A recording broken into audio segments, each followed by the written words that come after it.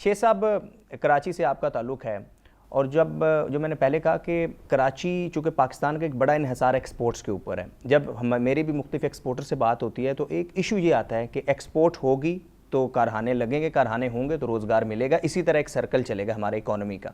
लेकिन जब हम इंटरनेशनल मार्केट में जाएंगे तो हमारी बिजली इतनी महंगी है, हमारी गैस इतनी महंगी है, बेसिक जो रिसोर्सेज हैं, जो हमेशा जो बिजनेसमैन है जिनको शिकायत रहती है, ये रिसोर्सेज जब इतने महंगे होते हैं तो इंटरनेशनल मार्केट में हमारे जो मद्दे मुकाबल साथ साथ है, यानी इंडियन प्रोडक्ट है, बांग्लादेशी प्रोडक्ट है, वो हमारी कॉस्ट से ही नीचे उनकी प्राइस होती है। तो जब तक हम यानी गवर्नमेंट या आप मिनिस्टर हैं इन्वेस्टमेंट के, तो जब हम तक फैसिलिटेट नहीं करेंगे बिजनेस कम्युनिटी को, तो तब तक तो हमारी एक्सपोर्ट बढ़ेगी नहीं। तो एक्सपोर्ट को बढ़ाने के लिए, जैसे आप कह रहे थे कि इंडिया कहाँ से कहाँ चला गया, तो अमली प्रैक्टिकली अप्रोच क्या होनी चाहिए? हमारी एक्सपोर्ट देखिए ना, पिछले 10 साल से तकरीबन स्टेगनेंट है। अभी इस साल भी हमारी एक्सपोर्ट $30 बिलियन हुई और इंपोर्ट $70 बिलियन। ये पहली बार यानी इंपोर्ट से 2.2 टाइम्स इंपोर्ट ज़्यादा है एक्सपोर्ट से।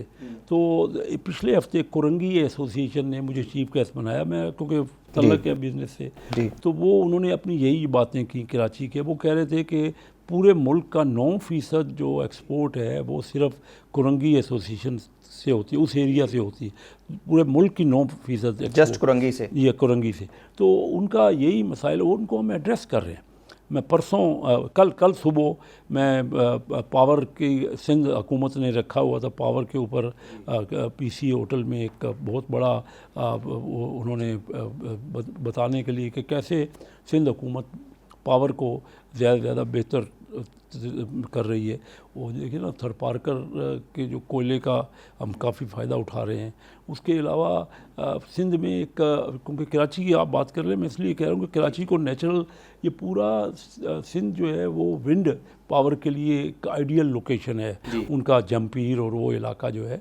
और वो कोशिश हो रही है कि हम सस्ती बिजली दे सकें, क्योंकि हमारा इंपोर्टेड फ्यूल जो है ना, वो तो 70% हमारी रिक्वायरमेंट का इंपोर्ट होता है। तो हम अपना इंडिजीनियस जब तरीके से जब तक नहीं बनाएंगे, और दुनिया में रेट उनके बढ़ रहे हैं, जंग की वजह से और प्रॉब्लम हो रहा है, तो हमारी यही कोशिश है। हुकूमत इस बात को रियलाइज़ कर रही है। पहली बात तो आपने ये सही कही कि एक्सपोर्ट लेड ग्रोथ ही है। दुनिया के तमाम मुल्कों ने एक्सपोर्ट से ही तरक्की की है।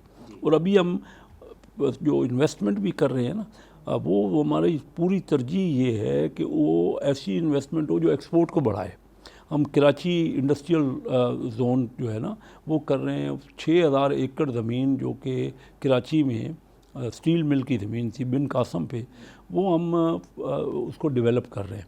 उस डेवलप करने, क्योंकि हमें अंदाज़ा हुआ है कि शायद एक्सपोर्टर को वो जो ज़मीन के ऊपर जो इन्वेस्टमेंट करेगा वो मुश्किल उसके लिए हो जाएगी कि वो अपनी वही इन्वेस्टमेंट अगर मशीनरी पे करे, अपने प्रोडक्ट्स पे करे तो और बेहतर है।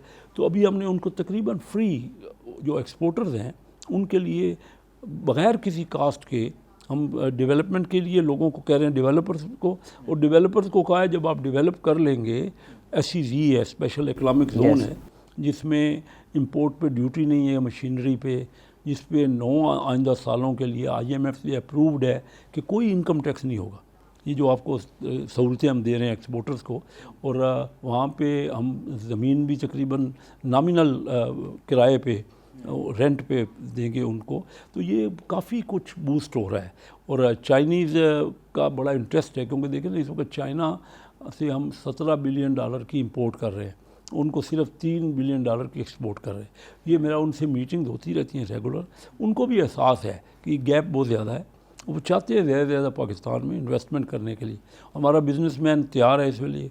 आइंदा सालों में आप देखेंगे, क्योंकि वक्त लगता है इन चीज़ों में, हम जो रेगुलेशन को ठीक कर रहे हैं, बड़ी तेज़ रफ्तारी से हम रेगुलेशन को सहूलतें हम दे रहे हैं वहाँ भी, और ये SEZ में, स्पेशल इकनॉमिक जोन्स में।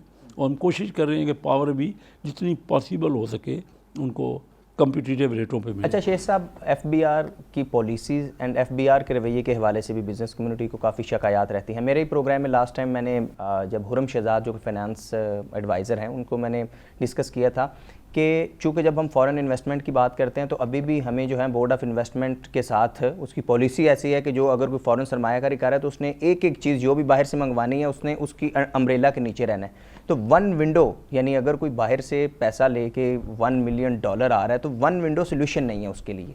तो वो वन विंडो सोल्यूशन बनाने के लिए कोई आप प्रैक्टिकली कुछ कर रहे हो? देखिए जो FBR है ना, मैंने आपको पहले भी जिक्र किया, आज से 46 साल पहले मैं कराची चैम्बर ऑफ कॉमर्स की ये तो 46 साल पहले भी वही इश्यूज थे, अभी वो भी तो वही issues हैं? तकरीबन वही इशू थे, कुछ तब्दीली तो हुई है। अभी हम FBR को हमने डिजिटाइज किया है, लेकिन अभी भी आप दुरुस्त कह रहे हैं, मैं हुकूमत में बैठा हूँ, लेकिन मैं इस बात को एहसास करता हूँ कि बिजनेसमैन का प्रॉब्लम जिस तरह, जितनी तेज़ रफ्तारी से, जितना जल्दी, जितना ज़्यादा एग्रेसिवली उसको रिजॉल्व करना चाहिए, अभी तक हम नहीं कर पाए।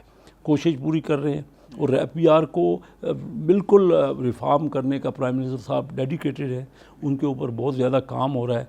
लेकिन अब और हम रिफॉर्म्स करेंगे थोड़े अरसे में, कोशिश हो रही है। तो ये आपकी बातें दुरुस्त हैं कि प्रॉब्लम्स हैं, और लेकिन जो आपने स्टॉप शॉप का मैंने कहा, या वन विंडो आप कह लें, आप कभी विज़िट करें, हमारा फैसिलिटेशन सेंटर है जो प्राइम मिनिस्टर साहब ने इफ्तिताह किया है उसका जी, वो उसमें हमने सब मिनिस्ट्रीज़ को एक जगह पे बिठा दिया है, इस्लामाबाद में है, बेहतरीन बनाया, और हम यही कराची में और दूसरी जगह भी करने वाले हैं। कराची में कस्टम ने एक फेसलेस सिस्टम बनाया था, तो उसका कोई फ़ायदा हुआ है आप कैसे? उसका फ़ायदा हुआ है, काफ़ी स्पीडी हुआ है काम, और उसमें कांटेक्ट ख़त्म हो गया है आपस में जो है ना, और उसमें करप्शन की कम हो गया है करप्शन, क्योंकि पहले जब आपस में कांटेक्ट होता था तो वो बिल्कुल ख़त्म है। लेकिन अभी तक और बेहतर की तो हर वक्त गुंजाइश रहती है, और हम कर रहे हैं। वो बेहतर हुआ है, जो फेसलेस सिस्टम है, काफ़ी इम्प्रूवमेंट है उसमें।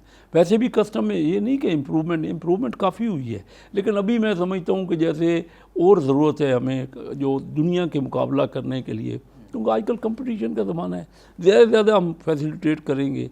उन मुल्कों ने जिन्होंने एक्सपोर्ट को ज़्यादा किया है, उन्हें बहुत ज़्यादा एडवांटेज दिए हैं। हम कुछ IMF के प्रोग्राम की वजह से भी हमें कुछ मसाइल हैं, जिसमें कुछ रुकावटें हैं। इंशाल्लाह वो भी हम कोशिश तो कर रहे हैं कि सब मिलजुल के उसको बेहतर करें, क्योंकि पॉलिसीज़ का ही इशू है। लास्ट यूनुस दागा साहब के साथ हमारा प्रोग्राम था, तो जब उन्होंने बताया कि ये जो फुटबॉल है, जो कि पाकिस्तान का फुटबॉल है, सियालकोट का फुटबॉल है, जो कि फीफा में जो है वो इस्तेमाल होता है, तो पाकिस्तान में इसका मतलब एक्सपोजर है, पाकिस्तान कर सकता है, लेकिन पॉलिसीज़ का इशू है। सेकंड, कोई बड़ी सरमायाकारी आ रही है पाकिस्तान में? सरमायाकारी तो मैंने आपको बताया, अभी कल ही अनाउंस आप देखेंगे कि साइन कर रहे हैं हम, MOU नहीं कर रहे।